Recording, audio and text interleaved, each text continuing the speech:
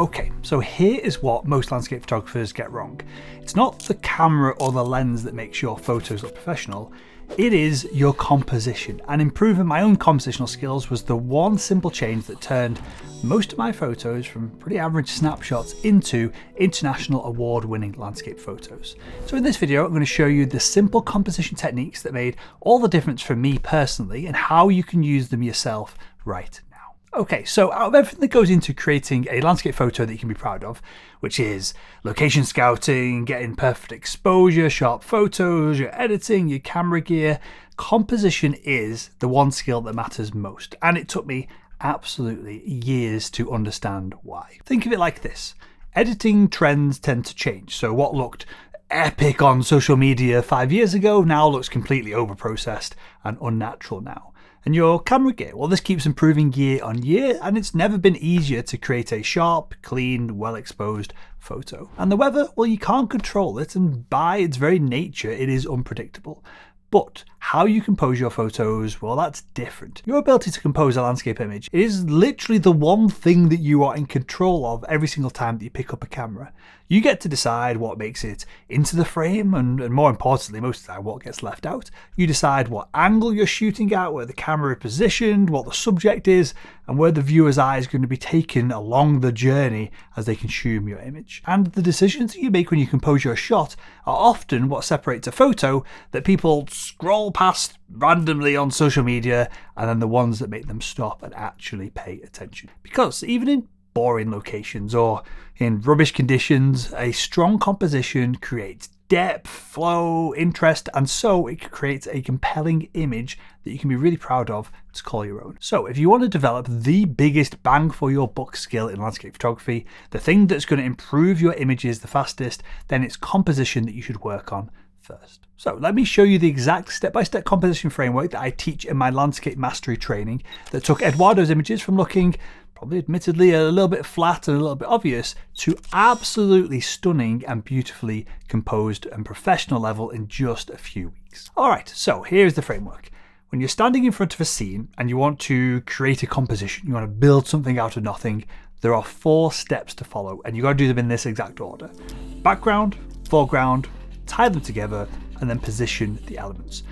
And that is it. Don't overcomplicate any of this. Don't overcomplicate building a composition, especially if you're shooting in a Vista style landscape setting. So let's break down each one of these steps, and I'm going to give you a bunch of practical examples so you can use this compositional framework on your very next shoot. Okay, so step 1 is to find a background. And the reason that you want to commit to a background first is that the background is mostly fixed depending on where you're stood, where you're facing, and obviously the location that you're shooting in. And you can usually find a dozen, maybe even more different foregrounds depending where you're stood. They might be interesting rock patterns or flowers or puddles or textures, whatever it is. But the main background element of your shot, which might be a mountain, the coastline, a beautiful sky, whatever it is, they are either there or they're not there. And so with this, we don't have all that much room to maneuver with the background. So start with the background first when you're looking to build your composition. Now let me give you a couple of examples here. So in this shot, I love the light on the background mountain, so that became my background element. And in this shot, I was super excited about the rainbow in the dark, stormy clouds that were in front of me, so that became the background of that image. Now, something I like to do is ask the question, if I cropped out my foreground, would this background still be strong enough to be an image on its own? And when I ask that question when I'm out in the field, if the answer is yes, I know I'm on the right track to my composition at that point. So now you've locked in an interesting background. Well, how do we support that background in our composition and take what might be a little bit still snapshotty if we just shot that background location and we turn it now into a photo that you can be really proud of to show your friends and family, a photo that becomes very literally a professional level landscape image. Okay, so step 2 is to find and add a foreground to our composition. Now, this is a step that a lot of photographers either just skip completely or they find a foreground, but they don't truly commit to making it as impactful as what it could be in the shot. Now, as a guideline, a good foreground does 3 specific jobs. First off, it adds depth, because what we're trying to do here is take a flat 2D photo, whether we're viewing this on our phones, our computer screens, or a print that's hung up on our wall. It's all 2D. But we're trying to make that 2D object look and feel like the 3D effect that we had when we were stood in front of the scene. Your foreground also adds interest and overall complexity to the image itself, and then it gives your viewer a starting point for the eye to land on the frame and start to then travel where we want it to travel through the shot. So let me give you a quick example here. So this foreground adds depth to the image because the rocks start off by appearing larger in the frame, and then they get smaller the further back they go. This is called perspective, and this perspective gives our brains the cue that there is depth to the scene that it's looking at. Next, the rocks are made up of an interesting series of kind of block-like oblong shapes, and these are quite unusual to see in nature, and so fundamentally they're interesting to look at. And because there are a series of lines that lead out from the bottom of the frame upwards in between each one of these blocks, the foreground then pulls the viewer into the frame, and there's a clear starting point at the bottom of the image that leads the eye up towards the background and the rest of the scene that we want them to look at. And so that is the 3 foreground element jobs completed. Now, you don't always have to shoot your foreground at 16mm with your camera lens like 3 inches away from the foreground elements. You'll see that in a lot of my photography. This is a style of photography that I like doing, but there's other ways to do it. So for example, this shot was taken at 35mm and it still has a clear foreground element with the tree on the right hand side, but we're a little bit further away and it's not quite as perspective busting with this big massive foreground and the little background in the back of the frame. Now, at this point of composing my shots, I sometimes end up with, admittedly, 2 kind of like separate photos in my frame, a foreground and then a completely separate background. And so might be something you experience as well when you go through this process. And so this is where the next step of the framework comes into play, where we start to tie it all together. So step 3 in the framework is pretty simple. When the viewer's eye hits your foreground, we need to now build an utterly obvious pathway from the foreground to the background that the viewer can follow along with. Now, in some images, your foreground is going to be the thing that leads the viewer to the background. In other shots, you're going to need additional elements within your composition to do that job because the foreground element just isn't a leading line in and of itself. Now, if this is a new idea to you and you haven't tried to compose an image with elements that are connected within it, don't worry, it's actually really simple. All you got to look for is one of the 4 following things. So first up, we've got straight lines. This could be a branch, paths, rows of stones, and straight lines just typically gently nudge the viewer's eye from front to back of the frame.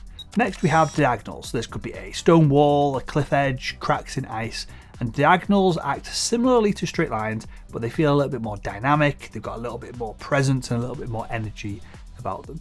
Then we have curves. That could be a winding river, S-curves in sand, a footpath that sweeps across the frame, and curves tend to guide the eye naturally and gently without the viewer feeling kind of forced and bullied towards what we're pointing them towards. And finally, you can also use shapes like this lake or triangles in rock formations to move the viewer's attention through a landscape photo, again from one point to the next. Now, sometimes finding something within a scene that leads the viewer's eye from foreground to background, well, it can be, it's simple to understand, it's simple to conceptualize, but it can be tough.